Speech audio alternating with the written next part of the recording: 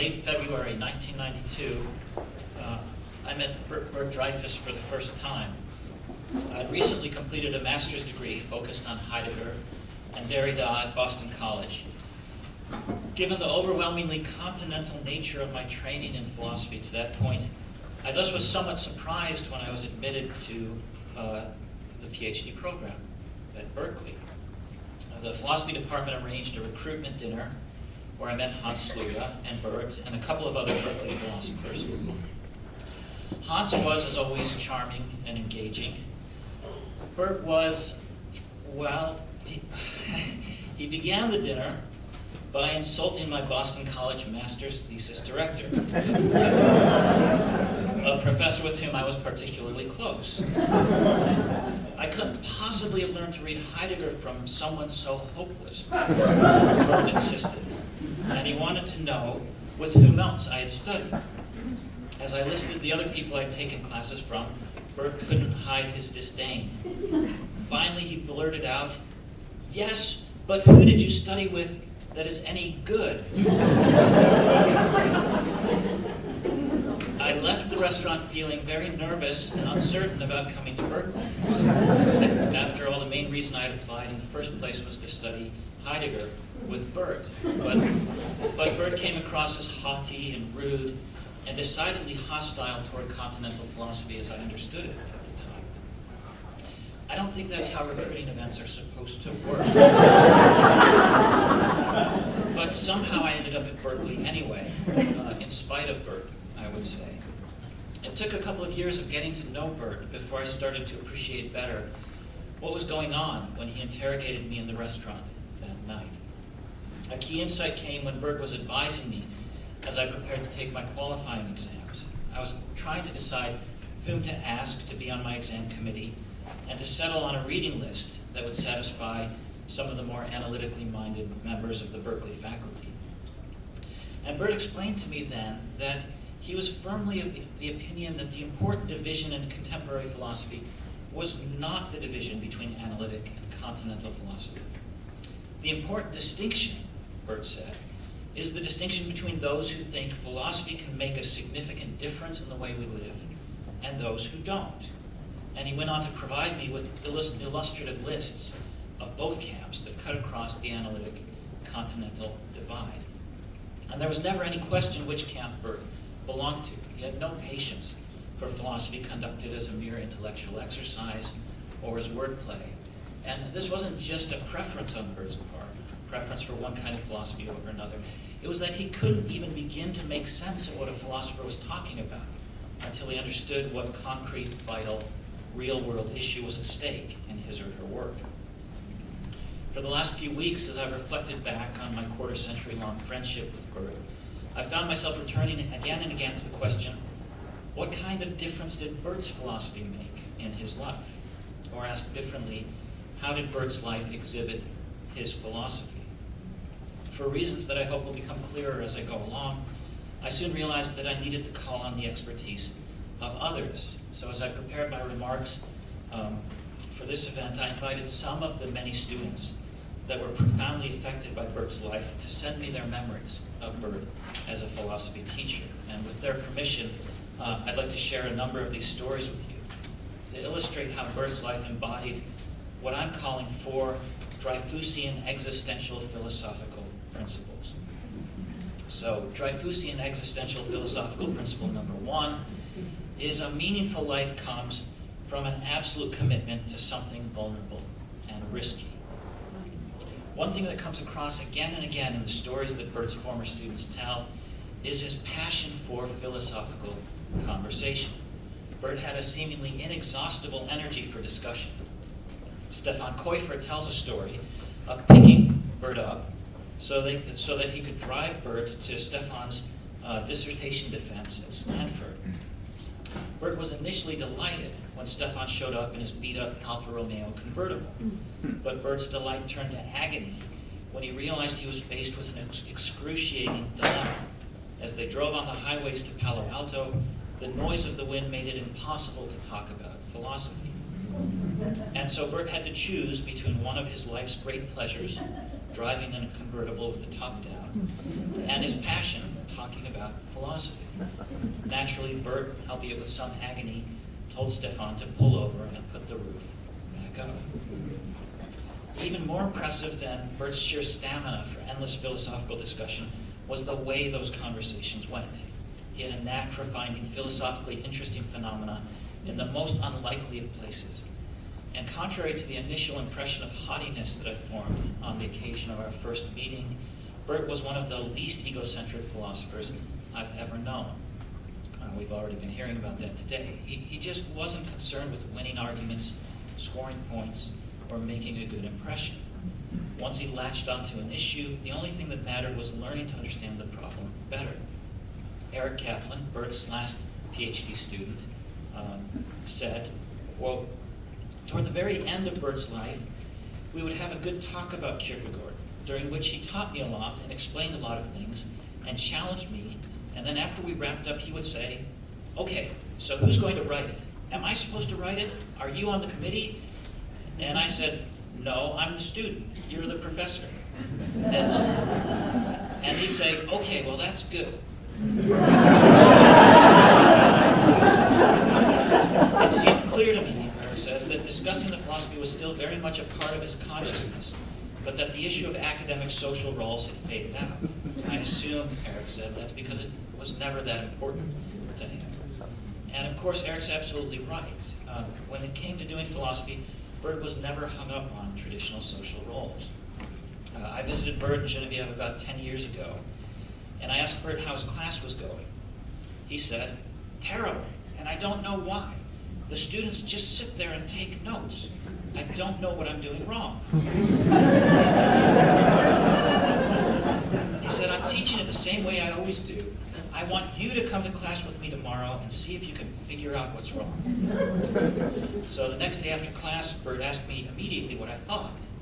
And I said, well, I see what you mean. No one said anything. No one asked any questions. Even your teaching assistants just quietly took notes. That's it, Bert exclaimed. You've put your finger on it. My teaching assistants need to disagree with me in front of the class. How else will the students learn to challenge me?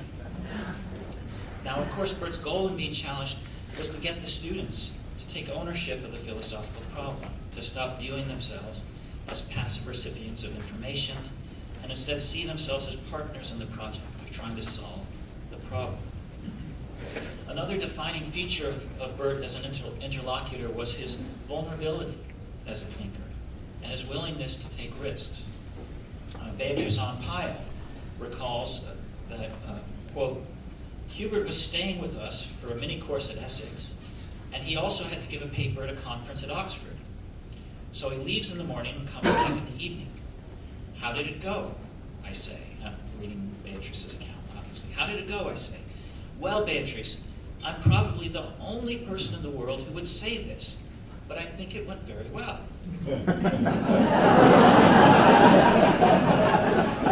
When Beatrice expressed surprise at this answer, Bert elaborated. I gave my paper in front of a large audience, and when Stephen Mulhall, Oxford professor Stephen Mulhall, got up, then Stephen Mulhall got up and shot it down completely. Oh no, Beatrice responded. What did you do?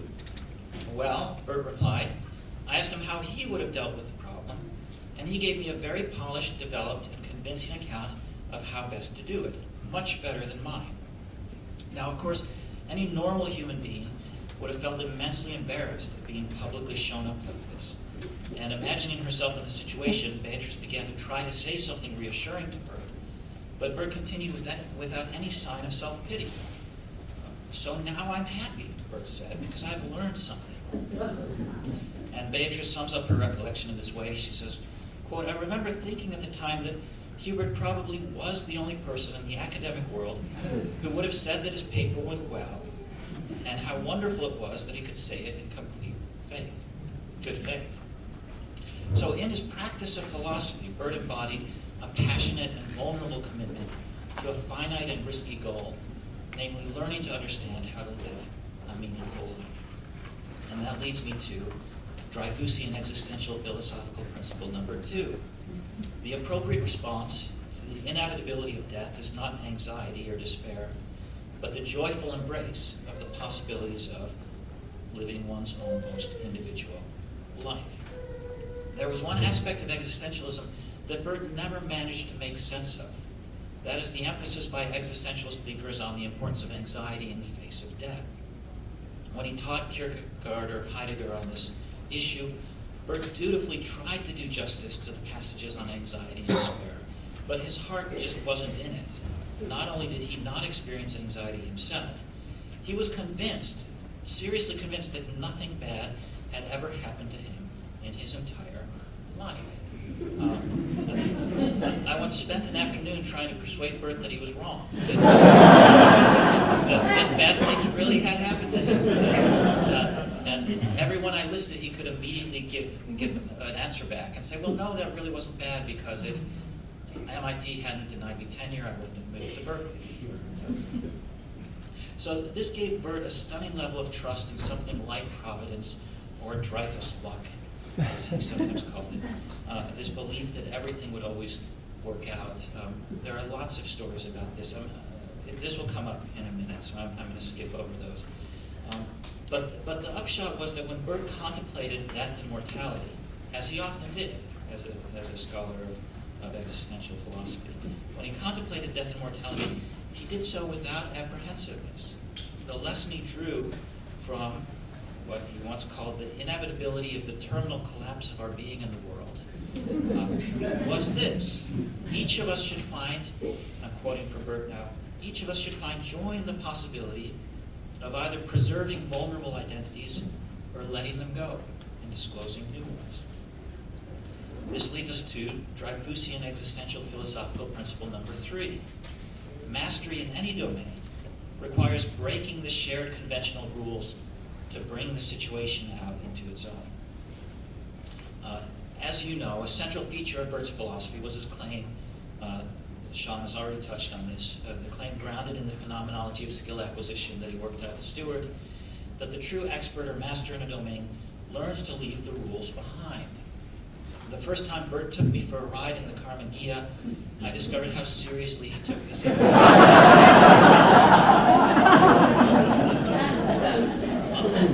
On Burt's view, it's just silly to expect a master driver to submit to stop signs, speed limits, yield signs, or for that matter, any of the other rules of the road. Such rule-governed behavior would succeed only in impeding his ability to drive in the best, most situationally responsible way possible. And Burt's students have plenty of examples of how Burt's philosophical skepticism about rules manifested itself in other situations. Ian Thompson wrote, for instance, quote, "There was a time here in New Mexico when I, still untenured, took Burt to some state park monument with a relatively staid senior colleague of mine. And when we got there, it was closed. Burt had the idea to jump the fence, which we all did, him absolutely fearlessly, me happily enjoying the moment, then my colleague very reluctantly, really worrying all the way that we'd get in trouble. Once we were inside, Burt wanted to come up with a story for what we would say if we got caught. Then once he came up with the story that we had already been inside when the doors were closed, locking us in, he seemed to be hoping to get caught, just so he could try out the story. His only disappointment was that he didn't get caught." Tao Rusbully tells a similar story. I'm going to quote from this one at some length. Okay, so Tao writes, "Burt came to visit me in Italy after a few years of taking classes with him." Tao was an undergraduate student of Burt's. "And while I considered him a friend, I still saw him primarily as a professor and mentor. So I wasn't quite prepared for the Dreyfus level of adventure or mischief. Burt expressed a desire to visit the Greek temple of Zeus at Pesto, given Heidegger's writings on it as a perfect exemplar of a working work of art. So we jumped on a train from Rome to Naples, and then a series of buses from Naples further south to Pesto. By the time we arrived, it was too late. The monument had closed for the day. Disappointed, but not about to give up, we found our way to a local hotel. The next day, the hotel owner informed us they did not take credit cards. So we scrambled between us all the cash we had, about 120,000 lira, or about $75, to pay the bill and set off to Paestum. We soon figured out that Paestum didn't open until 9, and that if Bert was going to make his flight back to the United States from Rome this afternoon, we would have to leave Paestum soon after 9. It was 8 a.m., and there was just no way we could sit around for an hour waiting for it to open, so we decided to scale the fence, which was at least 10 feet tall, to visit the monument. We then had an hour to ourselves, visiting the structures, during which Bert and I discussed all the deep philosophical issues surrounding the great buildings. When we decided we'd seen enough and it was time to leave, it was 9 a.m. The place had just opened. There were no other tourists, so we figured that if we walked out, the ticket sellers would realize we had never bought a ticket. So we logically concluded we'd have to scale the fence again to leave. I gave Bert a boost and off we raced. En route to the train station, we passed a store that had a display outside of books with photos of Paestum today, onto which you could juxtapose acetate sheets which had renditions of the way the temple used to look when it was still a working work of art 2,500 years ago. I mused that it would be a fun souvenir to bring home, and that we could study it and read it on the train, but alas, we had no money. So a bit dejected, I put the book back on the little round display. We could just steal it, Bert said. I suppose we could. Without missing a beat, Bert took off his Panama hat and hid the little book in it. We raced off, hoping nobody had seen it. We arrived at the train station minutes before it was meant to leave, and the lines for the tickets were much too long. There was no way we were going to make the train if we stood in that line. Also, we didn't know if they'd accept Bert's credit card, and again, we had no cash left, so we just decided to hop on the train and hope for the best. Now, after hiding for 20 minutes together in the bathroom on the train, Bert and Tao decided that they would rather get caught than spend 3 hours like that. So they took their chances, and in a classic example of Dreyfus luck, managed to persuade the train conductor that Bert was a very important American professor doing research in Italy, and he let them ride without tickets.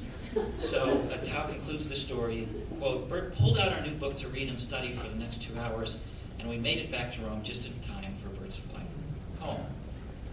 Now, I suspect that a part of Bert just enjoyed breaking rules for the sheer thrill of it, but it also really was an expression of his deep philosophical belief that certain moments of our lives offer a unique opportunity to make the situation into something intensely meaningful.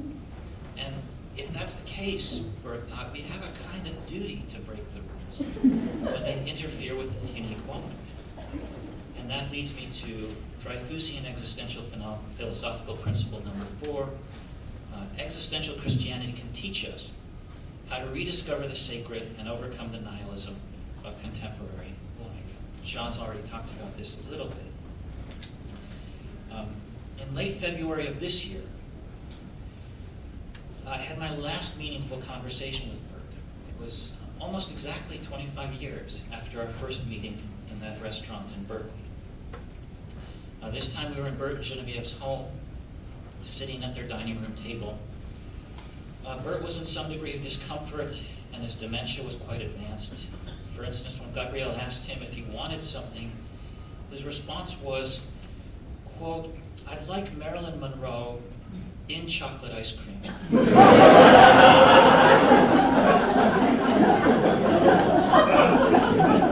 is a pretty good answer. But as the rest of us talked, Bert looked like he was deeply absorbed in something profound. I finally turned to him and I said, with a little bit of apprehension, Bert, what are you thinking about? Bert responded immediately, it's complicated, he said, but we have to figure out a way to make people into natural-born Christians. I must have looked surprised because Bert asked, don't you think so? Now, to someone who doesn't know Bert's work, the idea of natural-born Christians might sound just as crazy as and far less appealing than Marilyn Monroe and chocolate ice cream. But I thought immediately of Bert's lectures on existentialized Christianity. A Christianity free of its magical, superstitious elements and made compatible with the laws of physics and chemistry. On Bert's demagicalized Christianity, there are 2 decisive elements. The first is the moment when an individual is initiated into the dimension of the sacred by receiving from another a gift of agape love, and thus discovers the possibility of being connected to other people in joyful shared moments. The second decisive element consists in what Bert called sacred memories, or forever experiences. The idea is that we learn to take the first element, to take those moments of joyful being together with the people that we love, and cement them in memories that will stick with us forever after. The experiences of loving connectedness that we share, Bert believed, have the power to give us meaning forever, that is, for the rest of our lives. And Bert used the closing scene of Dostoevsky's Brothers Karamazov to illustrate this principle. In the novel, after Ilusha's death, Alyosha gathers the friends of Ilusha around a stone to hold a memorial service. And this was, I think, one of Bert's favorite passages from the novel. So I'm going to read a little bit of it to you. Alyosha says to the boys, the friends of Ilusha, "We soon shall part. Let us make a compact here at Ilusha's stone that we will never forget Ilusha and one another. And whatever happens to us later in life, if we don't meet for 20 years afterwards, let us always remember him all our lives. And even if we are occupied with most important things, if we attain to honor or fall into great misfortune, still let us remember how good it was once here when we were all together, united by a good and kind feeling which made us, for the time we were loving that poor boy better, perhaps, than we are. You must know that there's nothing higher and stronger and more wholesome and good for life in the future than some good memory. If a man carries many such memories with him into life, he is safe to the end of his days. And if one has only one good memory left in one's heart, even that may sometime be the means of saving us." End quote. I don't know if Bert did it deliberately, but I do believe that Bert intuitively understood the importance of this principle of forging joyful memories with the people he loved. And I think Bert would like nothing better than for us to say of him what Alyosha said of Ilusha: "Let us never forget him. May his memory live forever in our hearts from this time forth."